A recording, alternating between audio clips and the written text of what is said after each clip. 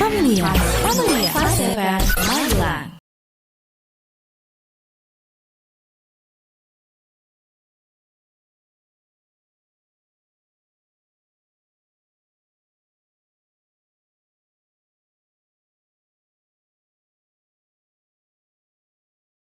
.1 Fast FM kembali lagi hadir keluarga Fast, bincang kita berkaitan dengan kesehatan jiwa kita bersama seorang psikolog Dr. Yana Masyar, MSI Psikolog, selaku juga dosen Universitas Ahmad Dahlan Yogyakarta. Hari ini kita membahas berkaitan dengan inner strength, kekuatan diri. Nah, bagaimana kita harus mengoptimalkan kekuatan diri kita, dan kenapa sih dibahas juga hari ini tentang kekuatan diri, inner strength. Keluarga Fast nanti bisa bergabung lewat 314330 atau bertanya langsung di 0815 7870940. Mungkin bisa dimulai nih Dr. Yana Masyar untuk edisi kali ini ya. Monggo, berkaitan dengan kekuatan diri. Mbak Reni dan keluarga Fast mudah-mudahan selalu dalam keadaan sehat dan tetap dilindungi oleh Allah Subhanahu wa taala. Amin. Mbak Reni, pagi ini kita akan membahas tentang inner strength. Jadi kenapa kita perlu inner strength atau kekuatan diri? Sebagaimana kita tahu, selama proses perjalanan hidup kita ada beragam peristiwa dalam hidup yang terus terjadi, yang itu seringkali peristiwa-peristiwa yang tidak bisa kita kontrol atau kita prediksi. Nah, karena kita tidak cukup mampu untuk menghadapi atau menghandle berbagai macam peristiwa yang terjadi dalam kehidupan kita, entah kita siap atau tidak siap gitu ya, maka kita perlu untuk punya kendali diri, punya kemampuan untuk bukan lingkungan di luar yang kita ubah, tapi diri kita yang memang kita kuatkan. Jadi ibarat kalau kita akan menghadapi banjir misalnya ya, ada hujan deras, kita tidak bisa menghentikan hujannya, tapi kita bisa memperkuat rumah ataupun bisa memperkuat bendungan supaya kita tidak kebanjiran gitu ya. Jadi kenapa inner strength ini penting? Karena ada beragam peristiwa dalam hidup yang terus terjadi, tidak peduli kita siap atau tidak siap. Karena tadi peristiwa berbagai macam peristiwa itu sangat bisa terjadi kapanpun, dimanapun, dilakukan atau terjadi oleh satu kondisi apa gitu ya. Jadi kita tidak akan bisa memperhitungkan bahwa hari ini nih pasti kita akan menjalani kehidupan dengan penuh keamanan, kenyamanan, kebahagiaan gitu. Kita tidak bisa memprediksi itu gitu, sehingga kita harus mempersiapkan diri kita agar kita punya benteng yang cukup kuat untuk menghadapi, mengelola dan juga bertahan terhadap berbagai macam peristiwa yang terjadi. Apalagi pada saat kondisi pandemi seperti sekarang. Pemerintah misalnya setahun yang lalu mengatakan bahwa insya Allah tahun 2021 ini kita akan terbebas dari pandemi, segala sesuatunya akan berjalan normal kembali. Hunus, ternyata kita lihat sekarang sudah bulan Juni, pertengahan tahun ya, tapi ternyata bukannya melandai, tapi ternyata malah meningkat. Kasus aktif semakin tinggi dengan tingkat kematian yang juga semakin cepat gitu. Jadi hal-hal yang unpredictable inilah yang kemudian perlu membuat kita menjadi pribadi atau diri-diri yang memiliki kekuatan yang bersumber dari diri kita.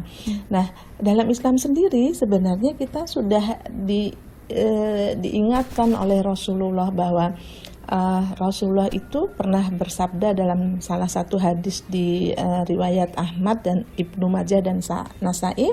Beliau menyatakan bahwa mukmin yang kuat lebih baik dan lebih dicintai oleh Allah. Jadi dari isyarat ini kan menunjukkan bahwa Rasulullah, tuntunan kita, panutan kita itu saja mengingatkan bahwa untuk menjadi seorang mukmin yang lebih dicintai oleh Allah, maka kita perlu memperkuat diri kita.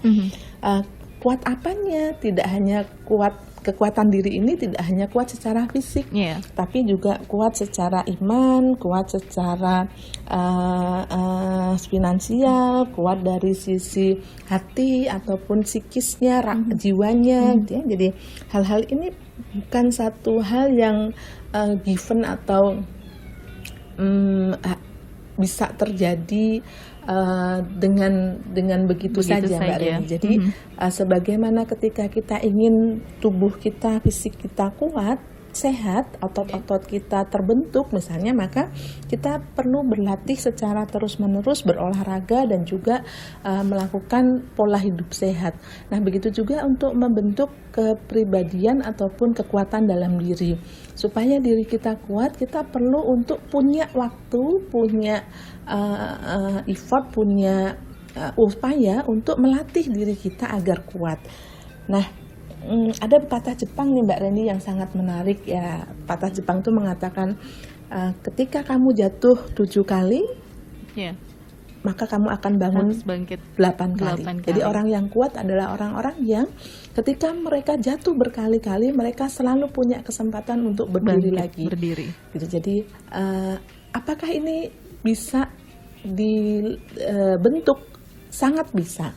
Karena setiap orang tidak walaupun Allah menciptakan setiap manusia itu dalam sesempurna-sempurnanya bentuk dengan segala anugerah sempurna sebagai diri itu, tetapi ada banyak juga orang-orang yang mereka keluar dari fitrahnya, sehingga kemudian apa yang sudah dibentuk sangat baik, sangat sempurna dengan segala komponen yang itu membuat kita sebenarnya mampu untuk bertahan terhadap berbagai macam hal yang kita alami. Tapi karena kita manusia, Mbak Reni, jadi kita tidak selalu dengan mudah bisa mempertahankan fitrah baik ini. Terkadang ada kondisi keluarga, latar belakang, peristiwa-peristiwa traumatis, ataupun berbagai macam hal stressful life event, ataupun berbagai peristiwa hidup yang penuh dengan tekanan, penuh dengan stres. Nah, ini bisa saja menjadi penyakit-penyakit psikis gitu ya, yang menggerogoti kekuatan diri kita yang sebenarnya sudah dibekalkan oleh Allah. Nah, bagaimana kita bisa mengetahui apakah diri kita ini termasuk orang yang kuat atau tidak? Kita bisa melakukan self analysis, Mbak Reni dan keluarga PAS, atau bisa melihat analisis diri, bisa melihat introspeksi diri, melakukan semacam pengamatan terhadap diri kita gitu ya, untuk melihat apakah kita ini termasuk orang yang punya kekuatan diri atau kita orang-orang yang termasuk dalam kategori orang yang lemah kekuatannya. Apa saja yang bisa kita tanyakan pada diri kita? Yang pertama, kita melihat pada diri kita, apakah kita ini termasuk orang yang mampu mengambil risiko dengan benar. Jadi positive risk taking, atau kemampuan untuk mengambil risiko tapi yang positif, bukan yang asal nekat gitu ya, tapi benar-benar pengambil risiko dengan segala perhitungan yang matang. Nah, kalau selama ini kita ternyata termasuk orang-orang yang selalu takut untuk melakukan hal-hal baru, takut keluar dari zona nyaman, takut untuk menghadapi tantangan. Jangan-jangan ini adalah salah satu ciri yang mengidentifikasikan bahwa kita termasuk orang yang lemah. Lalu yang kedua, apakah kita memiliki kemampuan untuk ketika dalam sebuah tim ya, apakah kita termasuk orang-orang yang kita akan berpikir dulu dalam bertindak, lalu kemudian kita akan punya banyak kontribusi di tim kita, di keluarga kita, ataupun di lingkungan sekitar kita. Kalau ternyata dalam kehidupan sehari-hari ternyata kita lebih selfish, lebih banyak berorientasi pada diri, lebih banyak melakukan segala sesuatunya itu memang hanya berfokus pada diri sendiri, kita tidak memiliki kontribusi, misalnya, jangan-jangan ini adalah salah satu ciri lagi yang menunjukkan bahwa kita adalah orang yang tidak memiliki inner strength. Lalu kemudian yang ketiga, kita bisa lihat apakah selama ini kita sering kali bisa mengatakan tidak, atau kita selalu mengiyakan dan selalu mengikuti apa kehendak lingkungan sekitar. Kalau kita termasuk orang yang bisa mengatakan tidak pada saat kita memang harus mengatakan tidak, tanpa ada kita takut nanti dianggap jelek, takut nanti mendapatkan label-label dari lingkungan.